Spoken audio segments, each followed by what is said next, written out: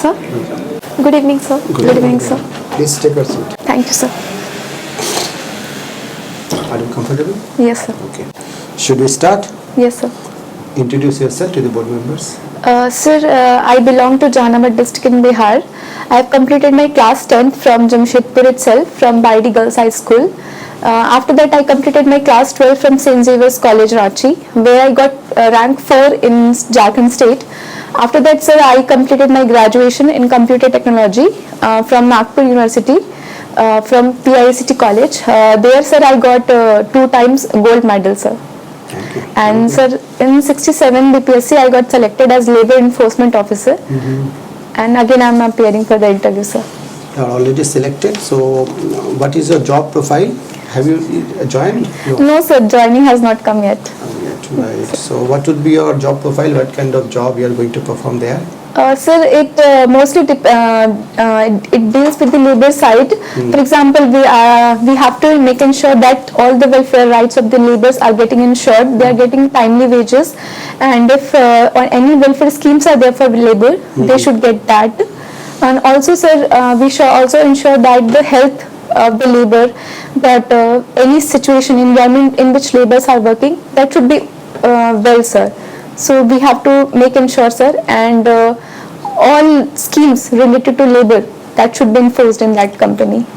Who is a labor? What is the definition of a labor? So labor is a person who works in a company under an employer, and so we generally differentiate labor with the income. For example, if the salary of the labor is below 18,000 as per the new labor codes, then he is termed as labor, and if the salary is above 18,000, then he is termed as supervisor, sir. So his main job is to work, to construct, to develop something. Then he is called as a labor, sir. From your perspective, what do you understand by this word labor? From your perspective, I'm not asking you from the bookish definition. What should be a labor? Sir, as per my understanding, a labor is the basic building block of anything. For example, if a building has to be constructed without labor, the word labor means the person who will start the work. That is what? Who is a labor? So he is a person who is responsible for the initial beginning of the work, for the end of the work, for the beginning of the work, for the whole thing.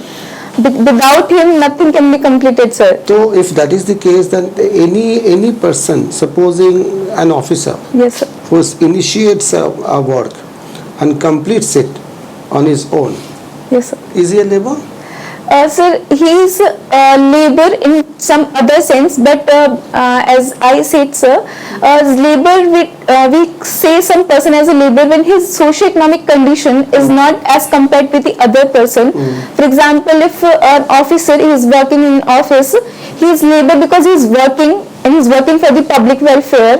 But he is not called as a labor because his socio-economic conditions are well, his reputation is well. Let me put it this way. Supposing an officer who is earning, let's say, 50,000 of rupees, as you said, he is obviously not a labor. Yes, sir. Now, if his salary goes down, he performs the same kind of task and his salary goes down, say, to the level of rupees 5,000. That means now he is a labor. Because socio-economic condition is very bad. Sir, again, if you allow, so I can. That is what I want can to think. know. Sir, I think labor is a person who is involved in many criteria. First is social economic conditions. Second is environment he is working. Third is what work he is performing, and many more criteria, sir. But sir, sorry, I am not able to. Recall now if officer's salary will reduce, then what should be he called? I'm so sorry, sir. No problem. In our constitution, where do you find this particular word labor? Sir, Article 23, there is written forced labor. There should be no forced labor, there should be no beggar. So in Fundamental Rights, Article 23, as I am able to recall, sir. Any other articles? Anywhere in our DPSP? Sorry, sir, I'm not able to recall exactly in DPSP, sir. You are a student of public administration. Yes, sir. If I say that you are motivated or encouraged to join civil services for money, money is the motivating factor for you. Am I wrong? Yes, sir. In this case, my purpose was different because, sir, when I completed my graduation from computer engineering, sir, I got the package which was good and which was charming as well. But, sir, I left that and I decided to pursue my career as a public servant, sir. And in that case, if my motto would be money, in that case, because my all family members suggested me not to leave that job because it will give you a good life, good reputation and good amount of money. But sir, my motto was to deal with the public,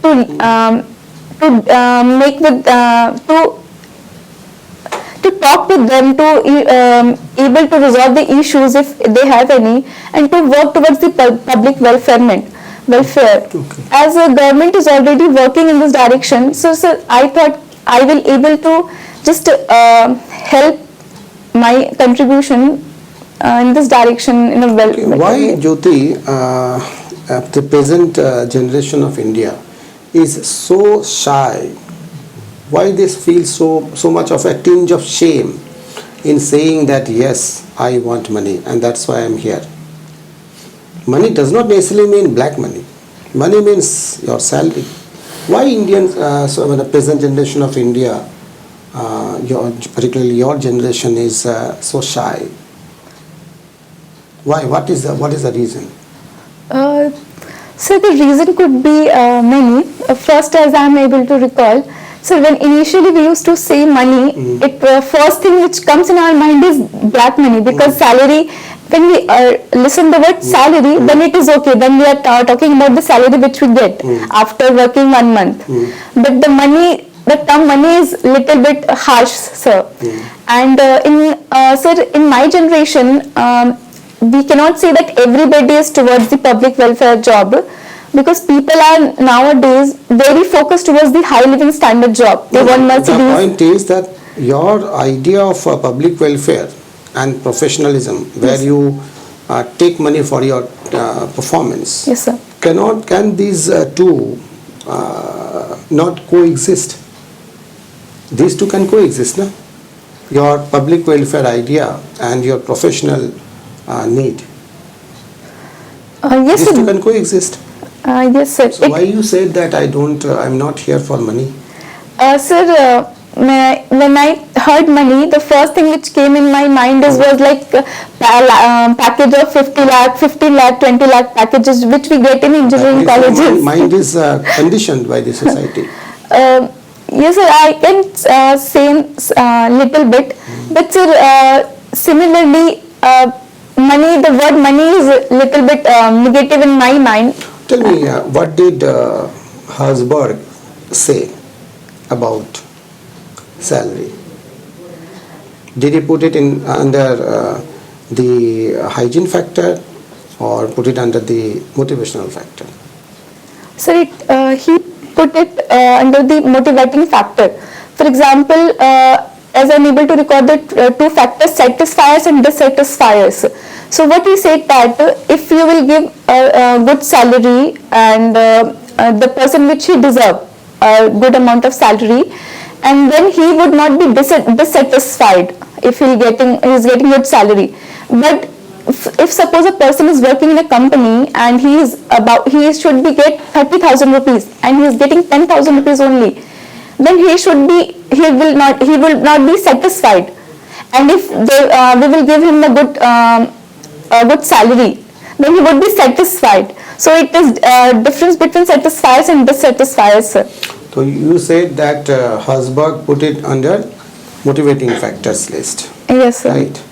Yes, sir. And according to you, it should come under the hygiene factor or what? Motivating factor. Sir, are you with Herzberg or you are against Herzberg? No, sir, I am with Herzberg because It does motivate.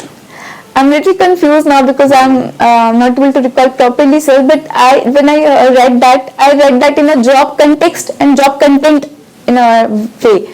So job context is that good environment, good salary, like that, sir. Okay, tell me, if you ask Maslow, Abraham Maslow, to put a salary in a particular hierarchy, where will he put it? Out of the 5 stages that he talked about, where is he going to put this salary? So physiological needs we can put, because without salary he can't buy clothes, he can't eat foods. So he should put in that way. Just a basic salary, sir. Not the social need, So it is also social need, but basic not the minimum. security need. Yes, sir, he can put, but just a basic requirement of money is to just buy first roti kapda makan, which we say. So if he will not be getting a good salary, very minimum amount of salary, then he won't be able to eat. Supposing you have got promoted to the level of secretary, Yes, sir. and you are being paid the salary. You have been given powers and authorities, whatever you call. All kinds of things have been given to you, except the salary. Salary has been reduced to the level of a peon. Is it going to hurt your ego? You are going to get the salary, as much salary as a peon gets. I'm talking about from Maslow's perspective. Is it going to hurt your esteem or ego, or you'll be okay with it? All powers and authorities are given. So somewhere it can hurt my mentality in the sense that Hurt your ego or not?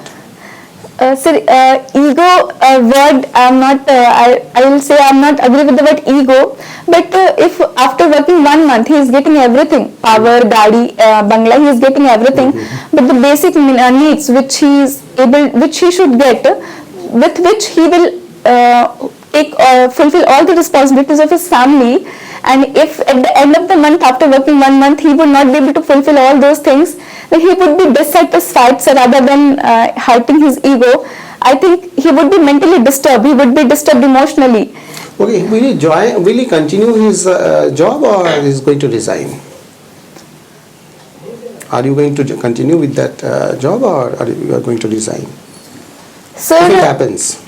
Sir, in that case, if in that situation, if there is no one in my family who will earn and who is able to take care of my children and my family, and with that amount of salary of a peon, if my family is not able to fulfill all the responsibility, in that case, sir, I will try to, if the job allows me, I will try to take extra classes from the tuitions, but I will not left my job, because when I joined that, my motto was also, salary is a basic requirement, but my motto was public welfare, which I'm doing right now also.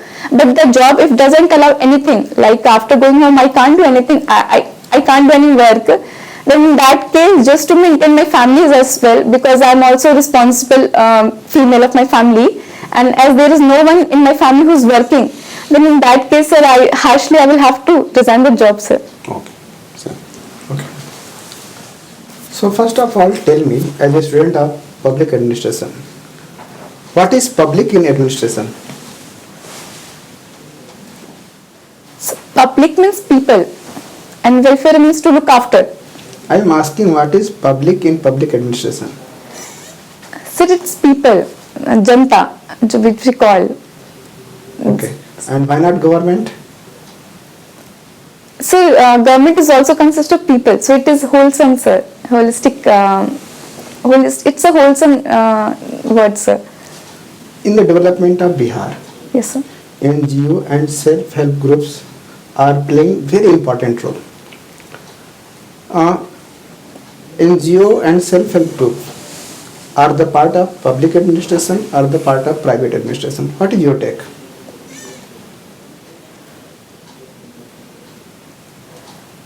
Sir, when we talk about the stakeholders of administration, so sir, there is a one government administration, then there is a people who are just a private, and there are private companies, and there are different groups they are civil societies and NGOs. So there are some different groups which we coordinate with the government to fulfill any agenda or to fulfill any initiative.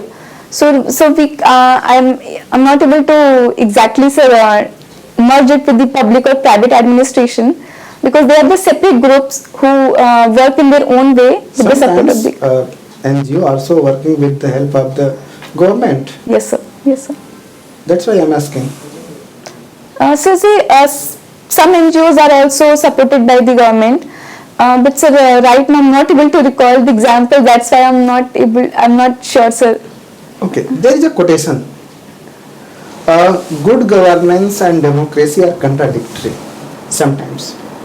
What is your take as a student of public administration?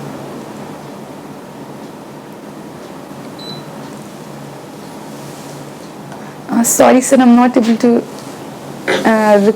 properly recall the correct answer, sir. Okay. My next question is that, what are the outcomes of third Minnu Book Conference? Third Minnu Book Conference. Are you aware about it? Yes, I'm able to recall the first two and the year of third as well. But the outcome, so if sir allows, so I can, I can try, sir. Go ahead, try.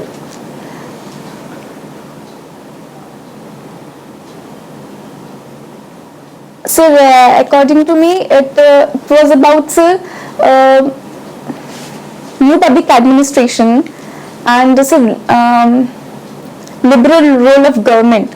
For example, merging the role of government with the private administration to achieve a public PPP mode, working in PPP mode to better use the government resources in an efficient way. Is any issue regarding the homeland security?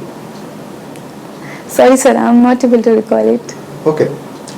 How will you use your knowledge of computer and technology for the better administration? Sir, first of all, the department in which I will be posted, I will make sure that my colleagues are able to use the computer properly. Because if any government schemes comes into operation, then we have to implement it properly. For the welfare of people. Yes, sir. Yes. Sir, I will make sure that in various sectors of the government, how will you use your knowledge and experience of computer in various sectors of the government for the betterment of the people of Bihar?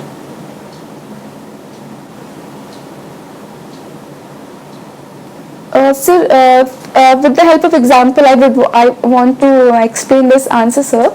For example, if there's schemes like Kaushal Vikas Yojana came into operation, which we have to implement in Bihar, in my district or in my block places where I'm posted. So, sir, first of all, I will use my computer data to make a proper table of all the people who are unemployed or who are employed, but they need skill in my areas. So I make a proper Microsoft Excel, Word, and I'm asking especially in the respect of service delivery to the people. How will you use your knowledge and experience?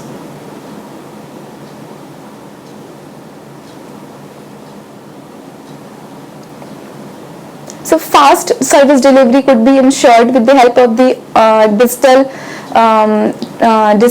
usage. For example, if documents has to be prepared and to provide to the students, for example, this caste certificate and income certificate. So with the help of the computer, I can easily make people aware that you can fill online the form and you can easily download rather than going to government office and use your time. Okay, thanks. Please.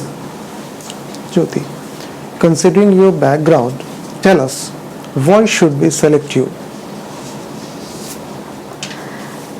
Sir, I'm a person with discipline, perseverance, hard work, and most importantly, I'm a compassionate woman, sir. In nowadays, we are seeing that administration is there and it is working very properly. But sir, in some areas, government is still need to be more people friendly, sir. Sir, when I see myself as a person, I can see myself as a person who is more compassionate to understanding people's grievances. And sir, I also assure that as an administration, as a good administrator, I would make ensure that the people's grievances are resolved on the spot. And if some grievances are not able to resolve at that time, I would make sure that within a few days or few hours, with the help of my seniors or with the help of the respective department, I will able to resolve the issue, sir. So that's why I think I need to be that's why I think, sir. And what will the role of your two major subjects, the BE Computers and Public Administration, in your endeavor? So firstly, if I will talk about computer, I can make sure that all the government schemes are implemented online, and people should not get delayed in getting their services.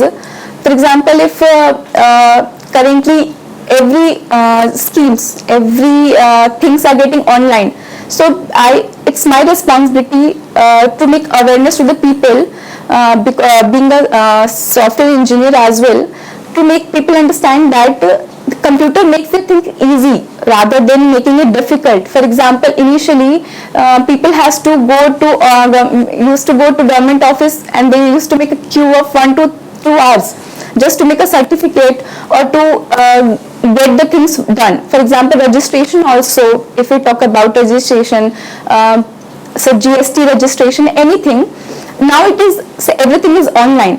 So I will make sure that, and with the help of my team as well, I will make sure that there should be one session in a month, if government allows me so that I can make people understand how computer works. And so in Bihar government, we have provided many service kendra, Pragya Kendra we call it, and through that many people are also working in this direction, sir. And what will be the role of public administration?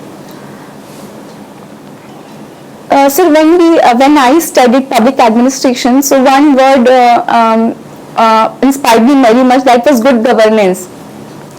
Sir, in that we use minimum government and maximum governance we provide. Governance means to welfare to the people.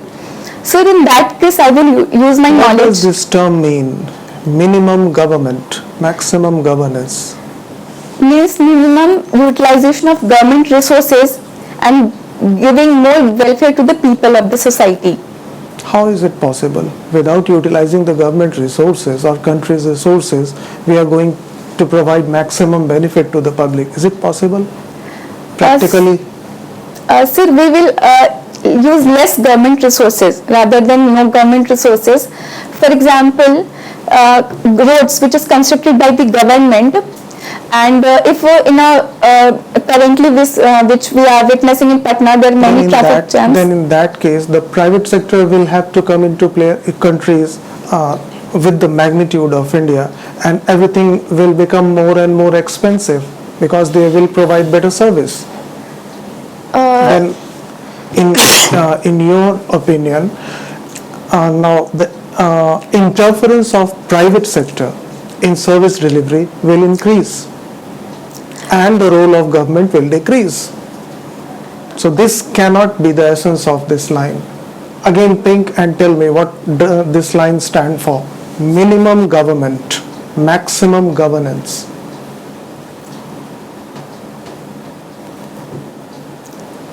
It is not directly linked to resources actually, which you are talking about. Sorry, sir, I will go and read about that. What should be the necessary qualities of a good administrator? Sir, a good administrator should be impartial. He should be disciplined, because without being disciplined, he can't ensure justice to anyone in the society. Thirdly, sir, he should be impartial, and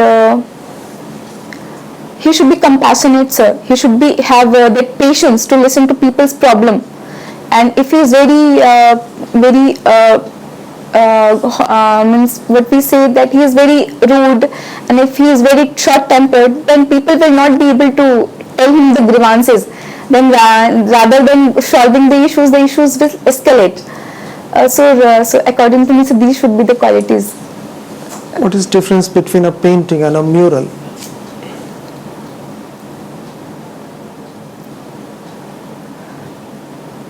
Sorry sir, I'm not able to recall it now. Thank you. Thank you. Thank you sir. Jyoti, you have got your interview on 12th Jan, Yes sir. right? So you are already selected through BPSC, and of course you are a good candidate, no doubt about that. But certain areas where we can work on and we can improve, right? See, I don't know who told you and how did you come to know about eye contact. Eye contact, you see, when I am asking you a question, supposing, Yes. your primary focus should be towards me. Okay sir. Because if you keep your eyes, here and there, when I'm interested in knowing your answer, because this is my question, I'm interested in your answer. So in the process of, to please the other board members, you'll be losing my trust. Because in communication, it is vital that the person who is waiting to listen to your words, you should not ignore that person. Okay sir.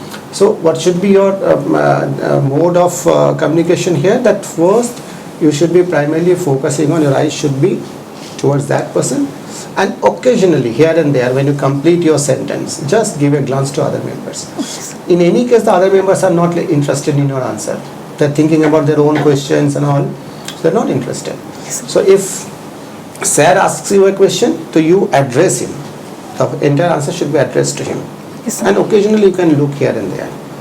Right, this is one. Okay sir. And I think the tempo of your interview was very fast. Very, very fast tempo. You can reduce a bit the tempo, right?